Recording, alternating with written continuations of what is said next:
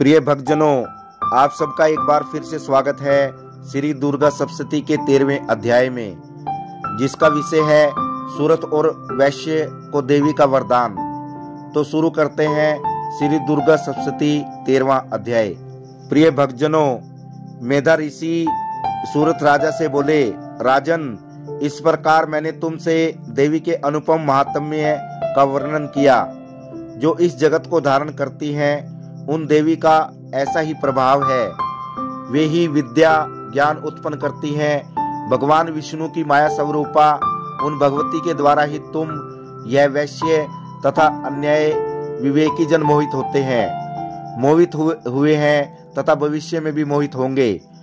महाराज, तुम उन्हीं परमेश्वरी की शरण में जाओ। पूजा करने पर वे मनुष्य को भोग, स्वर्ग तथा मोक्ष प्रदान करती हैं। मार्कंडेय जी कहते हैं, कौशिक जी, मेधा मुनि के वचन सुनकर राजा सूरत ने उत्तम व्रत का पालन करने वाले उन महाभाग महर्षि को प्रणाम किया। वे अत्यंत ममता और राज्य के छीन जाने से बहुत खिन्न हो चुके थे। महामुने, इसलिए विरक्त होकर वे राजा तथा वैश्य तत्काल तपस्या करने चले गए और वे जगदम्बा के दर्शन के लिए नदी के तट पर रहकर तपस्या करने लगे। वह राजा और वैश्य उत्तम देवी सूक्त का जप करते हुए तपस्या में लग गए। वे दोनों नदी के तट पर देवी की मिट्टी की मूर्ति बनाकर पुष्प, धूप और हवन आदि के द्वारा उनकी आराधना करने लगे। उन्होंने पहले तो आहार को धीरे धीरे कम किया, फिर बिल्कुल निराहार रहकर देवी में मन लगाए एकाग्र पूर्वक उनका चिंतन आरंभ किया। वे दोनों अपने शरीर के रक्त से पोषित बलि देते हुए लगातार 3 वर्षों तक संयम पूर्वक पूजा करते रहे।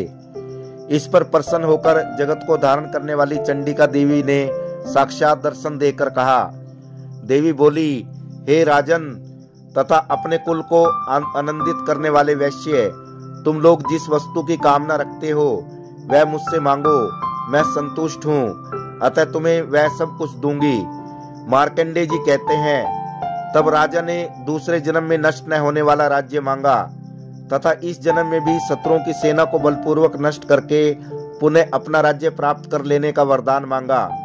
वैश्य का चित्त संसार की ओर से खिन्न एवं विरक्त हो चुका था और वह बड़ा बुद्धिमान था, अतः उस समय उसने ममता और अहंकार रूप आसक्ति का नाशक ज्ञान मांगा। देवी बोली, राजन, तुम थोड़े ही दिनों में शत्रुओं को मारकर अपना राज्य प्राप्त कर लोगे। अब वहां तुम्हारा राज्य स्थिर रहेगा। फिर मृत्यु के पश्चात तुम भगवान सूर्य के अंश से जन्म लेकर इस पृथ्वी पर सर्वणिक मनु के नाम से विख्यात होगे। वैश्य वर्ग, तुमने भी जिस वर को मुझसे प्राप्त करने की इच्छा की है उसे देती हूँ। तुम्हें मोक्ष के लिए ज्ञान प्राप्त होगा।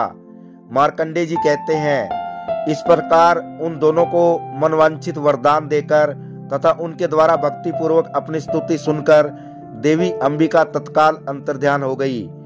इस तरह देवी से वरदान पाकर क्षत्रियों में श्रेष्ठ सूरत सूर्य से जन्म ले सार्वणिक नामक मनु हुए। तो प्रिय भक्तजनों, इति सूरत और वैश्य को वरदान नामक 13वां अध्याय समाप्त। क्षमा याचना। परमेश्वरी, मेरे द्वारा रात दिन हजारों अपराध होते हैं। यह मेरा दास है, ऐसा समझकर मेरे उन अपराधों को तुम कृपा पूर्वक क्षमा करो।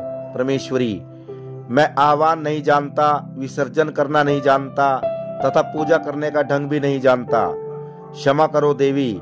सुरेश्वरी, मैंने जो मंत्रहीन, क्रियाहीन और भक्तिहीन पूजन किया है वह सब आपकी कृपा से पूर्ण हो जगदम्बिके। मैं अपराधी हूँ, किंतु तुम्हारी शरण में आया हूँ। इस समय दया का पात्र हूँ। जैसा चाहो करो देवी। परमेश्वरी, अज्ञान से, भूल से अथवा बुद्धि भ्रांत होने के कारण मैंने जो न्यूनता या अधिकता कर दी हो वह सब क्षमा करो और प्रसन्न हो। सच्चिदानंद स्वरूपा परमेश्वरी जगत माता कामेश्वरी, तुम प्रेम पूर्वक मेरी यह पूजा स्वीकार करो और मुझ पर प्रसन्न रहो। जय माता दी।